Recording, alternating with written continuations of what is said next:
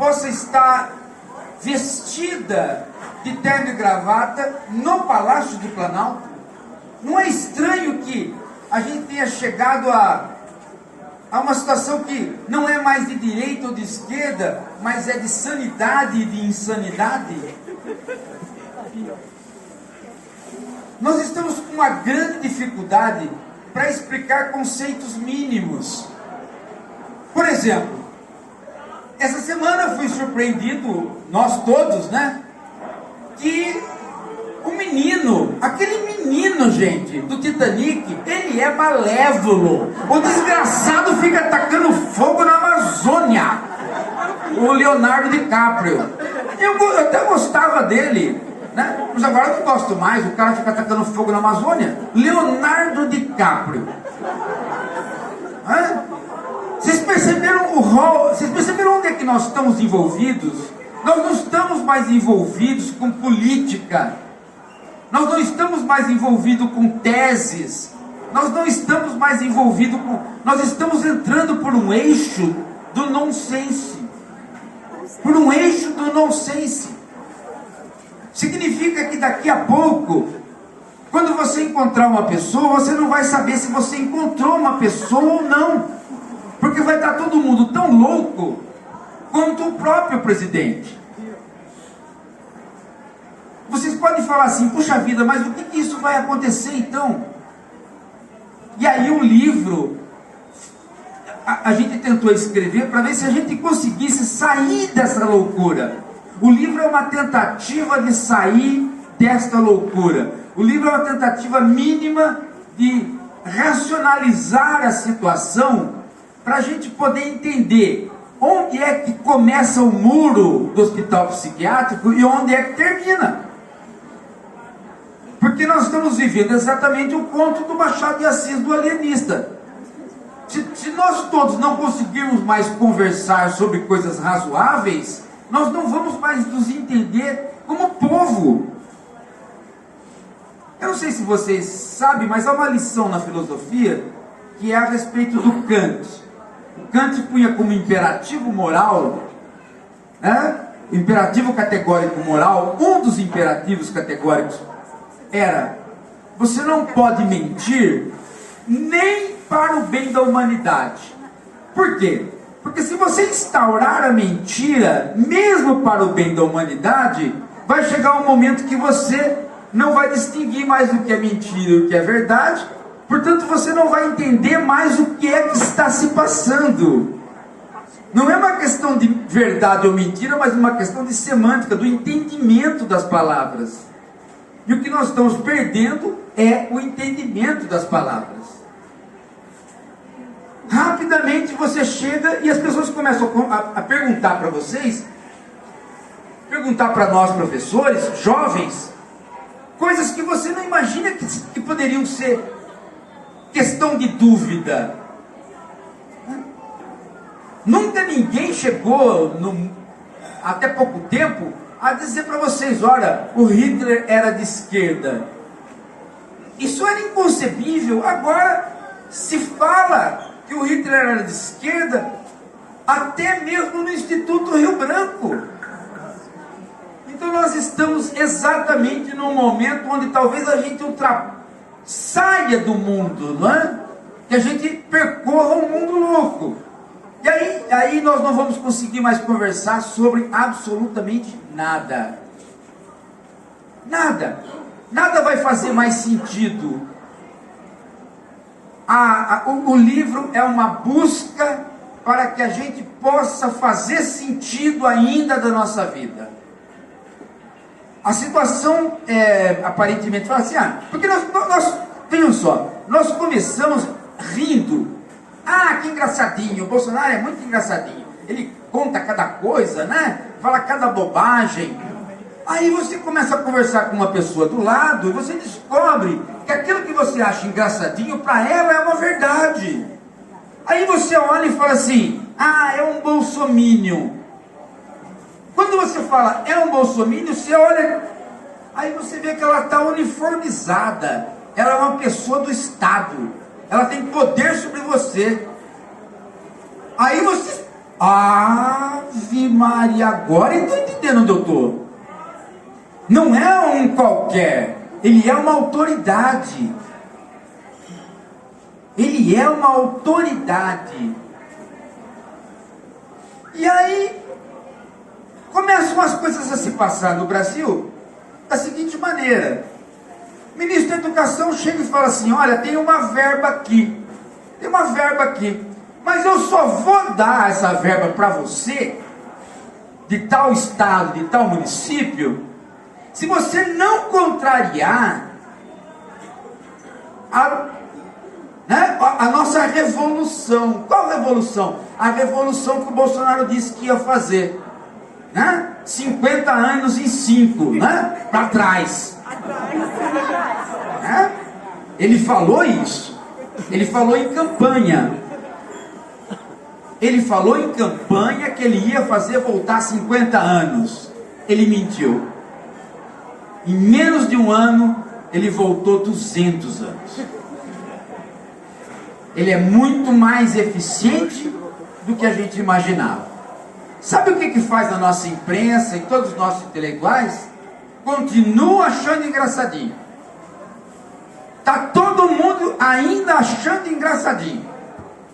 As pessoas acham engraçadinho que a Miss Cheque, a primeira dama, pode se chamar Miss Cheque. Eu já não é mais engraçadinho para mim, porque eu nem cheque tenho. Então nós estamos começando a viver um momento que eu estou ficando com medo do humorismo. Eu tenho medo que o humorismo banalize essa situação trágica, porque essa situação trágica que nós estamos vivendo, ela pode fazer com que daqui a pouco a gente não tenha mais semântica, a gente não tenha mais palavras para comunicar um com o outro, dado que a gente perde o universo vocabular nosso. Perdemos o nosso universo vocabular. Se eu posso ser alguém que sou nomeado para Funarte, para comandar as artes do Brasil, e eu digo que um poeta tipo Caetano Veloso induz ao analfabetismo, como é que eu fico se eu sou um jovem que vou fazer o Enem? Né? Eu pego lá o Enem, tem uma estrofe do Caetano que eu tenho que interpretar. Por que eu vou interpretar se esse cara está me transformando num analfabeto? Nós, gente, nós adultos, nós talvez não estejamos percebendo como isso funciona na cabeça de quem está chegando. Na cabeça de quem está chegando, na cabeça de quem está formando os primeiros conceitos, isso vai transformando o país num país completamente imbecil. E este país está a caminho da imbecilidade. O exame do PISA, saído ontem, mostra que nós estamos, né? Os mais ricos nossos entendem menos um texto do que os mais pobres de outros países. Significa o quê? Significa que nós temos uma elite estúpida. Ou seja, há as pessoas que não têm condição de estudar, mas há aquelas que têm condição de estudar, mas elas estudam coisas erradas. Porque o poder determina o que é o certo e o que é errado, e tudo que o poder faz é a maior confusão possível. Vocês podem falar assim para mim, Paulo, quer saber de uma coisa? Você é um completo maluco, um completo doido, porque a coisa está perdida mesmo, e você vai, né? O livro é esse desespero. É o desespero da editora, é o desespero do Rodrigo, é o desespero meu, é o desespero dos professores, é o desespero de uma geração inteira que cresceu olhando para o céu e dizendo, é azul. Aí você pergunta para o governo fala, bem, vamos perguntar primeiro para o 01. O que você acha do céu, 01? E o 02, o que ele acha?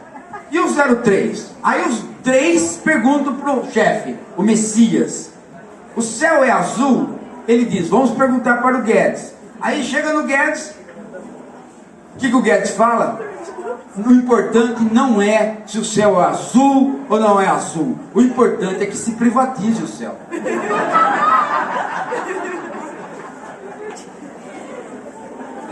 Ô meu amigo, Oh, meu Deus do céu. se eu tenho um ministro cuja única função é não ser ministro, porque ele quer fazer com que o Estado desapareça, por que ele é ministro? Eu gostaria de saber por que existe um governo que se apropria do Estado se ele quer acabar com o Estado. Até agora eu não consegui entender a lógica desse negócio. Nós vamos acabar com o serviço público, porém nós somos funcionários públicos.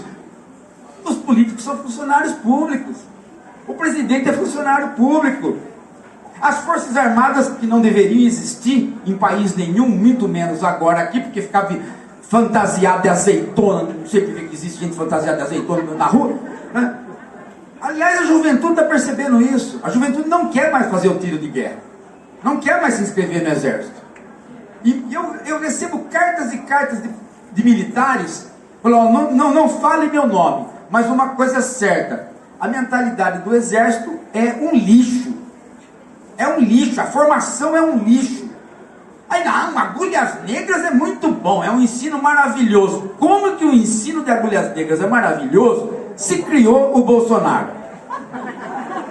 Não dá, não é possível. O Bolsonaro faz com que toda a nossa idolatria pelo humor do governo Figueiredo acabe, né? Porque o Figueiredo era o suprassumo. Quando você falava assim, qual presidente você coloca no elenco dos presidentes que falou mais bobagem? Você não conseguia lembrar de outro nome que o Figueiredo. Hoje quem é o Figueiredo? Um nada perto do Bolsonaro. Um coitado.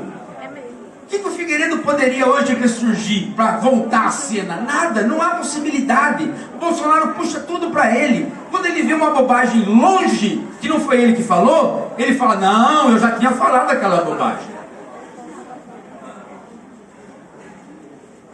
É uma coisa estranhíssima que nós estejamos vivendo isso e que a gente esteja vivendo isso nas nossas próprias famílias. Então, portanto, o que nós temos que fazer esse final de ano, que eu tenho aconselhado?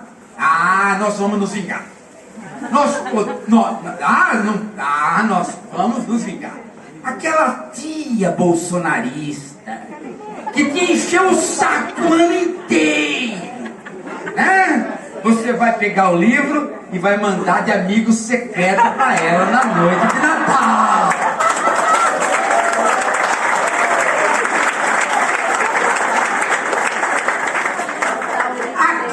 Primo que nunca trabalhou, ficou a vida inteira fazendo investimento na bolsa e acha que, né, aquele primo que fala para você assim: eu passei fome e venci. Por que você não consegue? Esse primo precisa do seu presente, o livro na noite de Natal para ele, entendeu? Então essa é esse livro é um livro de vingança, gente. Sabe, é um livro para polarizar. É um livro para levar, sabe o que? Na noite de Natal, o ódio. Quando todo mundo fala: vamos cantar uma canção de Natal por Jesus, fala assim: vamos, mas só os homens de bem. Só os homens de bem. E aí como é que fica nas famílias?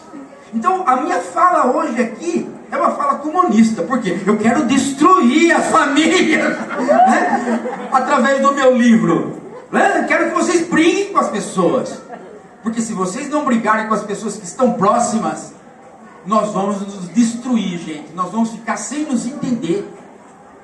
Nós não estamos mais conversando através de situações comuns. Nós estamos conversando dialetos diferentes. Dialetos diferentes, gente. Vocês percebem que são dialetos diferentes? Vocês percebem que o que está ocorrendo ali no Palácio do Planalto é alguma coisa que não pode existir? Hoje eu estava conversando aqui com o Jean. A Micheque chega ali no palácio e ela não percebe que o palácio na verdade não é uma casa, é um museu. Ela não pode mexer na arquitetura do palácio, porque ali não é a casa dela. Aí ela chega e pega, não gostei desse quadro, tira. Imagine a seguinte coisa, o presidente dos Estados Unidos chega e fala assim, Casa Branca, não gostei, pinta de azul. É mais ou menos isso, gente. É a não concepção do que é um país, do que é uma nação.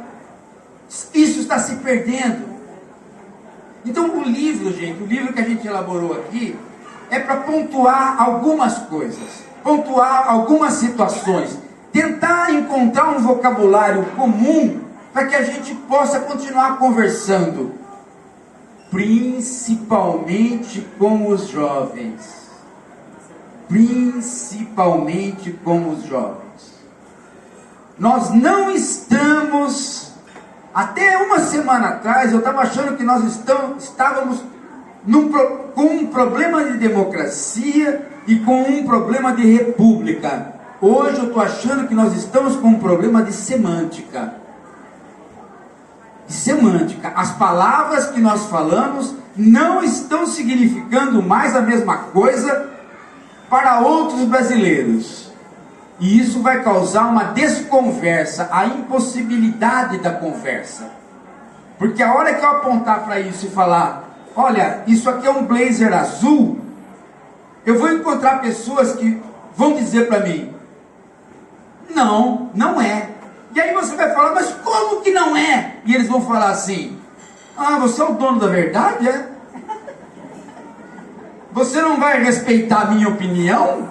Você era tão democrata e agora não respeita a minha opinião. Eu também tenho a minha opinião. Isso aqui não é um blazer azul. Desse jeito. Está surgindo uma geração capitaneada por aquele negócio chamado MBL, que tem ali o Kim Catupiry, o Mamãe Defequei, essas figuras, que simplesmente começaram a inverter o vocabulário. Inverter. Agora, pensa bem. Pensa aqui comigo. Nós somos um país de escolaridade ruim. A maioria de nós recebe informação só pela internet. Uma parte dos jovens só se educa pela internet. Mas é uma parte significativa que não tem critérios para se educar pela internet. E aí qualquer coisa serve. Qualquer pessoa hoje chega e fala qualquer coisa e ninguém vai mais checar se isso é verdade ou não, se isso é falado por alguém que se formou em alguma universidade ou não, se isso tem referência na cultura universal ou não. Perdemos todos os parâmetros. E a imprensa continua acreditando que o Bolsonaro, por estar na presidência, virou presidente. A cadeira do Bolsonaro tem um poder muito grande, porque as pessoas acreditam que é pela nádega que se faz um presidente, No Brasil tem esse problema, o poder cognitivo das nádegas. O sujeito é uma anta, ele senta na cadeira e todo mundo fica falando que por conta do depósito da bunda na cadeira, ele vai poder falar coisas. E as pessoas ficam esperando que ele modifique. Eu estou vendo vários jornalistas que falam assim, ele não se adaptou ainda à condição de presidente. Como que ele não se adaptou? Vou ter que eu ir lá e dar um pedala Robinho nele para ele se adaptar? Como que ele não se adaptou? Por que ele não se adaptou? Porque ele não pode se adaptar a nada. Por quê? Porque ele foi um deputado que fez discursos durante 30 anos, que não conseguiu fazer desses discursos nenhum projeto de lei que passasse. Um deputado que chega ao poder e as pessoas ficam fingindo, porque os jornalistas, na maior parte, estão fingindo. Eles estão achando realmente que uma hora, numa manhã, o Bolsonaro vai acordar e a cadeira de presidente vai abraçá-lo e ele vai virar presidente. Ele não vai virar. Outro mito fantástico de que, se o Bolsonaro é completamente fora de órbita, então pelo menos a parte racional do governo, que é a parte econômica, pensa. Não, gente. Paulo Guedes é uma besta. Ele é uma besta e depois de ser uma besta, ele é uma outra besta. E quando você pensa nele, você fala: puxa vida, Paulo Guedes, como é que você pode achar que você mexendo no câmbio e nos juros, você constrói um país? Quem que foi que ensinou para esses economistas que você mexendo nos juros e mexendo no câmbio, não precisa fazer planejamento mais nenhum? Não precisa segurança pública, não precisa educação, não precisa de política industrial, não precisa de política social. Por quê? Porque tudo se resolve a partir de duas equações, onde você altera o câmbio e altera os juros. E aí o país vai sozinho pela bonança. Isso é política? Isso não é política. Isso não é política, gente. A alteração monetária, as alterações monetárias fazem parte de um conjunto de políticas que nunca aparecem neste governo. E por isso um dos capítulos também é sobre o Paulo Guedes. Tem Paulo Guedes, tem aquele menino lá, a patativa do Paraná lá, como é que chama? Moro. O Moro, tem o Marreco. Tem a Joyce, né? Tem várias figuras, por quê? Porque essas figuras são emblemáticas deste não planejamento, da ideia de que e tem oposicionistas também, que metem o pau no Bolsonaro, mas eles participam da mesma ideia, de que se você tem, eu faço uma operação aqui, mudo o preço do dólar aqui, e depois eu mudo o preço dos juros aqui, e pronto, isso é administrar um país. Bom, então eu não preciso mais de absolutamente mais nada. Eu contrato um escritório de contabilidade, né? E deixo lá em Brasília, o escritório de contabilidade, o cara vai acertando a moeda, né?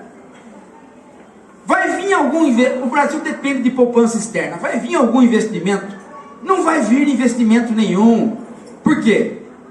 Instabilidade política, governo louco, não tem política industrial, a nossa indústria continua e estamos agora completamente nas mãos do agronegócio.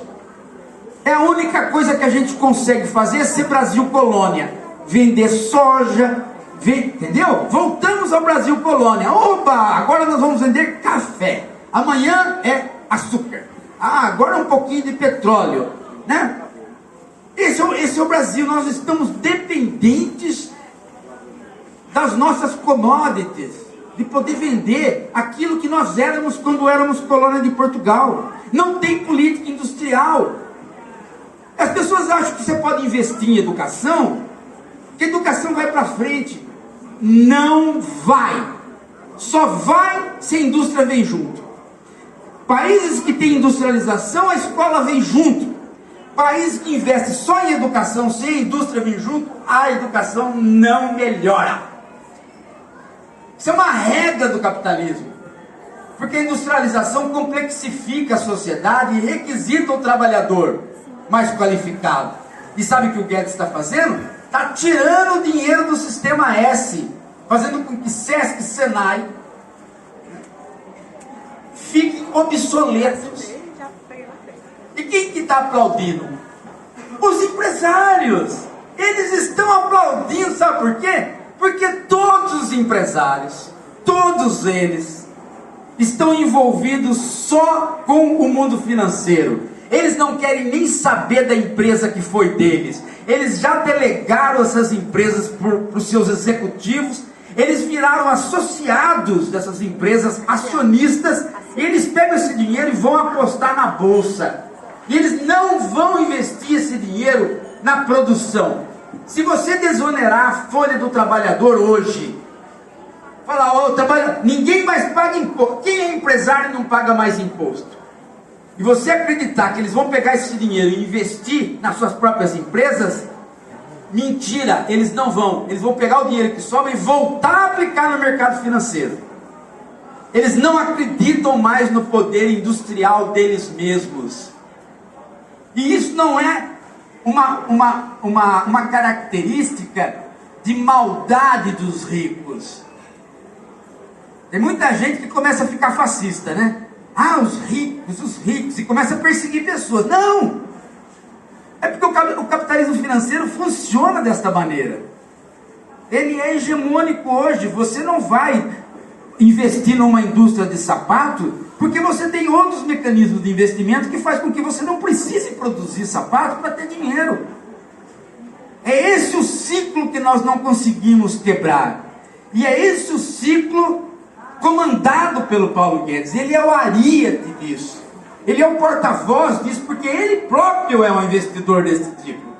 Ele próprio é um acionista da Croton, aquela companhia que está comprando todas as universidades e comprando todo o sistema de ensino. Ele próprio é Paulo Guedes. E com um detalhe, ele é um ressentido.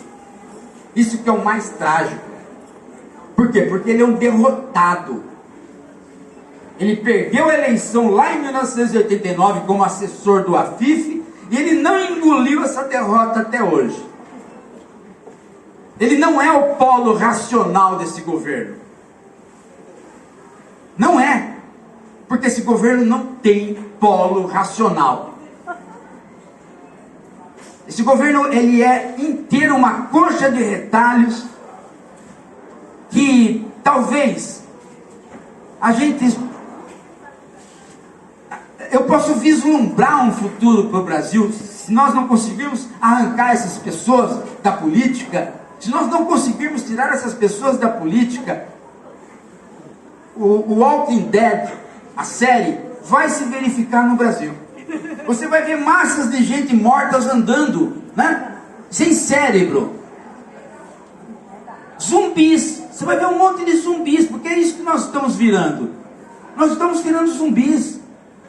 O livro é uma tentativa de fazer com que exista algumas pessoas, né, que ainda estão alfabetizadas e que segurem essa situação. Que segurem. Peguem seus filhos, os jovens, falam, olha meu filho, olha, isso aqui é a cor preta, tá? Se o presidente falar que é vermelho, não acredita, é preto. Porque é nesse nível que as coisas estão. É nesse nível que as coisas estão. O óbvio perdeu a obviedade. Perdeu. O livro é um convite para que vocês tomem nas mãos o Brasil e peguem o Brasil de volta para vocês. Peguem o Brasil de volta para vocês, porque ele é nosso. Ele não é do Bolsonaro. O Bolsonaro é um cara que a gente pode simplesmente deixar passar. Mas o problema é o seguinte: nós não podemos nunca mais cometer esse erro. Nunca mais endossar esse tipo de coisa. Porque agora está se criando um movimento na imprensa, não sei se vocês perceberam, né? De que vamos preservar o Guedes, vamos preservar todas as reformas neoliberais e vamos acusar só o Bolsonaro. É nítido isso entre as nossas elites. A Fiesp já está fazendo isso claramente. E quem que é o menino dos olhos? É o Dória. Quem que é o Dória? O Dória é um cara que é o seguinte: ele abraçou o Jô Soares sem conhecer o Jô. E ele deixou uma propaganda partidária dele nas costas do Jô e deixou o Jô andar com a propaganda. O Jô falou isso num programa de TV. Ora, olha o caráter desse cara. Você abraçaria uma pessoa, um ídolo seu da televisão, uma propaganda política, e deixaria ele fazer a sua propaganda? Que tipo de gente é esse Dória? Eu faço um filme pornô meu, solto, depois falo que não sou eu. Não, meu irmão. Esse é o substituto. Esse é o substituto. Esse é o substituto. O Luciano Huck tem um problema. Qual? Ele não tem coragem de ser candidato, porque ele é um bunda. Ele não tem coragem. Ele ficou anos tentando pedir a Angélica em casamento e não conseguiu. Essa que é a verdade, não conseguiu. Ela acabou pedindo. Por quê? Porque ele é um bunda. O Luciano Huck é um bunda. Eu já falei isso pra ele, na cara dele, e eu adoro falar pra ele que ele é um bunda. Sabe por quê?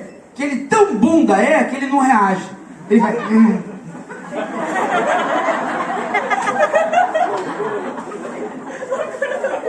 Não reage, a pessoa não reage. Eles estão nadando nesta ideia de que podem tirar todos os direitos nossos, que podem acabar com toda a Constituição de 88 e que nós vamos engolir isso. Eles estão crentes de que nós vamos nos acostumar com a ideia de que nós não somos mais trabalhadores, que nós, por conta de vendermos bala na esquina, somos empresários da indústria alimentícia. Essa é a ideia.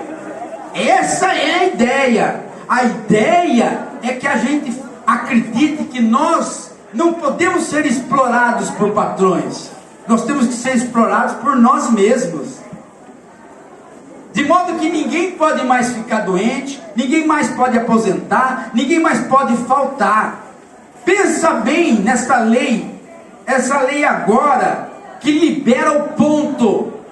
O cara liberou o ponto. O ponto, você vai na tua empresa, se a tua empresa só tem 20 empregados, você não precisa mais picotar o cartão. Aí você chega lá, viu? Entrei na modernidade, sou um operário livre. Quem que disse? Um tal de Marx disse que a gente é explorado. Eu sou livre, eu chego aqui no meu emprego a hora que eu quiser. Ótimo, prova que você estava trabalhando. Você sai para comprar um sanduíche, dado que não tem ponto, né? Aí você é atropelado. Aí tua esposa vem lá para reclamar com o patrão, sabe o que ele fala? Não conheço esse cara. Eu não conheço, ele não estava aqui hoje. Ah, mas e o cartão de ponto? Aqui não tem cartão de ponto. Essa é a ideia, gente. A ideia é isso. E a juventude, por conta do anseio por liberdade, ela aprova. Ela aprova isso. Ela fala, que legal, não preciso mais levantar às 6 da manhã. Não preciso, meu patrão é super bonzinho. Acabou o taylorismo fabril, acabou o controle de ir no banheiro, acabou tempos e movimentos do velho taylorismo. Está todo mundo livre. Estamos numa situação fantástica. Estamos na situação das mulheres estrangeiras em Atenas. Em Atenas, na Grécia Antiga, as mulheres não podiam estudar. Mas as estrangeiras que vivessem em Atenas podiam. Com um problema. As estrangeiras podiam porque elas não estavam sob a lei ateniense, dado que elas eram estrangeiras, mesmo morando em Atenas. Só que se elas fossem estupradas, ninguém ia perseguir o estuprador. Se elas fossem mortas, ninguém ia perseguir o assassino. Por quê? Porque elas não eram atenienses, portanto elas não estavam ali. Essa é a pegadinha. A pegadinha é exatamente, você tira a cidadania da pessoa, e aí a pessoa fica achando que está livre por não ter mais cidadania. Esse é o grande truque que o neoliberalismo aplica em todo o sistema mundial, e que aqui é representado exatamente, né, pelo Paulo Guedes, pelo Bolsonaro, e que não vai mudar em nada pelo Dória, muito menos por um sujeito que a própria feição dele já mostra que não vai mudar. Porque se o sujeito tem um nariz tão grande daquele jeito, ele já vai roubar o ar do outro. O cara, você chega perto dele, ele já quer o ar seu com aquele nariz, o Luciano Huck. O bicho já tem o espírito de pegar, porque o cara que pega uma praia pública e monta uma casa na praia pública. Aí ninguém mais pode frequentar a praia pública, parece praia. Eu fui numa praia hoje assim, aqui. Um monte de coisa lá, um monte de construção na praia pública. E ninguém tá nem aí. Os caras montam, o hotel monta lá uma construção e pronto, acabou. E o Luciano Huck faz isso lá em São Paulo. Só que é dele, ele entra, ele pega, aí vai um general lá na casa dele para verificar se está tudo em ordem, a praia pública. Então é esse nível de gente, meu amigo. Nós estamos precisando parar com essa conversa de que com voto a gente resolve tudo. Esse é o problema. Essa história de que com voto, que a democracia é voto. Vamos esperar 4 anos e você vota no outro. Não deu. Então espera mais 4 que você vota no outro. Não deu. Eu estou há 63 anos achando que um dia vai dar. Não dá. Democracia funciona com várias outras coisas além do voto. Primeiro, pressão popular na rua. Segundo, você conversar com as pessoas. Conversar com o livro na mão, falar assim, lê aqui, tá? Por que você não conversa comigo sobre isso? Aí começa a funcionar a democracia. Mas ficar paradinho, por num belo 15 de novembro, você ir lá fazer o que o TSE está fazendo, que aquela propaganda é ideológica, a propaganda do TSE é ideológica. O sujeito está tomando chuva, não sei se vocês já viram essa propaganda, o sujeito está tomando chuva, mostrar tomando chuva. Não, esperando o ônibus. Aí ela aperta um botão, que é o botão da urna eletrônica, aparece a cobertura. Ela entra no hospital, o hospital está tudo quebrado. Ela aperta um botão, que é o botão da urna eletrônica, o hospital fica bonito. Essa mágica não existe. Não se constrói democracia só pelo voto. O que eu estou falando não é aquela fala do Vargas, que voto não enche de barriga. Não é isso que eu estou falando.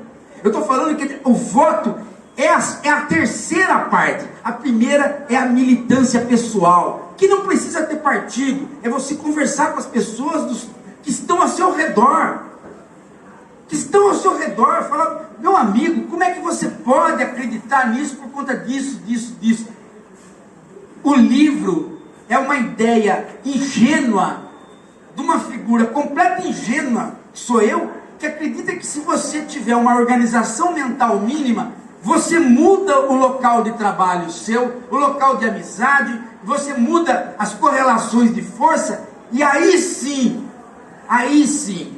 você tem condições melhores de fazer o voto, mas não só, você tem condições melhores de cobrar o voto. O voto, ele é a cereja do bolo, ele não é o bolo.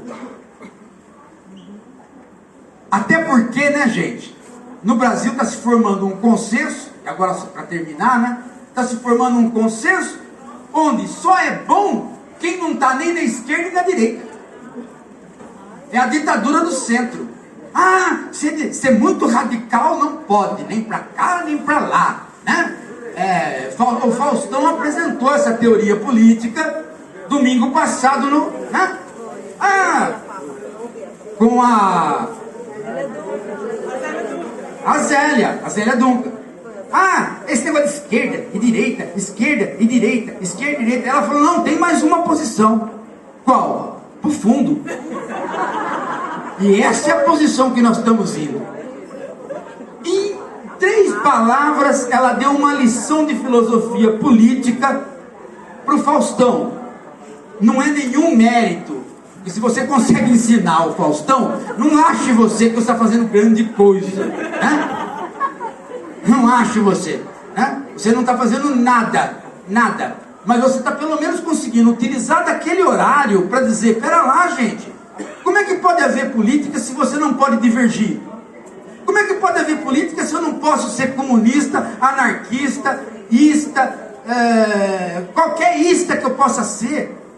Eu preciso ter divergência, eu preciso construir um debate nacional para poder haver política. Se todo mundo é de centro, eu tenho uma ditadura de centro. Se todo mundo que destoar e for radical, acabou a política. Né? Você tem um partido único. Tem várias siglas, mas todo mundo só concorda se a regra for privatização e depois privatização e depois privatização. E para terminar, mais privatização. Mas vocês não têm nenhuma ideia diferente? Não, temos também. Por exemplo, fazer um leilão do pré-sal onde não vai aparecer ninguém. Porque é outro mito também essa ideia de que americano quer petróleo brasileiro, ou que alguém está interessado em petróleo brasileiro. Parem com isso, ninguém está interessado em nada. As pessoas estão interessadas na China, onde tem um monte de gente trabalhando como escravo para fazer o capitalismo crescer. Ninguém está interessado em Brasil, não. Tá? Não vai vir investimento nenhum para cá. Nós entramos num ciclo de decadência total e nós só vamos sair se a gente começar a criar um espírito de porco.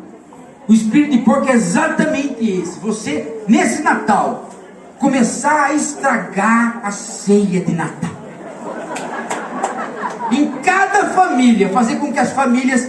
Eles não falam que os comunistas destroem a família? Vamos destruir essa família desses bolsominions. Então, eu peço, por favor, gente, todos vocês que têm um parente bolsominion, comprem um livro, mandem para ele, né? E não se esqueçam, depois que mandar, comprar a leitura do desgraçado. Toda reunião de família durante o ano, comprar a leitura. Você leu, tio? Não sei. Lê, tio. Você não está conseguindo ler mais. Você não está mais alfabetizado.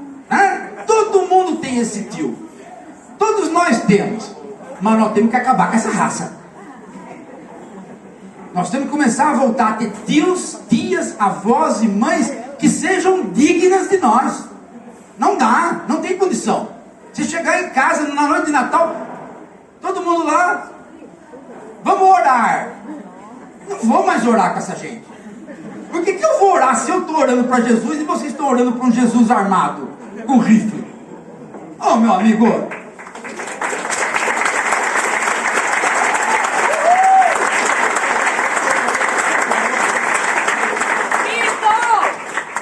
Gente, esse é o chute inicial para a conversa, tá? A palavra está com vocês. Eu espero conseguir responder as perguntas de vocês. Oi? Não, eu votei no Ciro. Eu votei no Ciro. Eu votei no Ciro e não votei no segundo turno. Eu fui para Paris.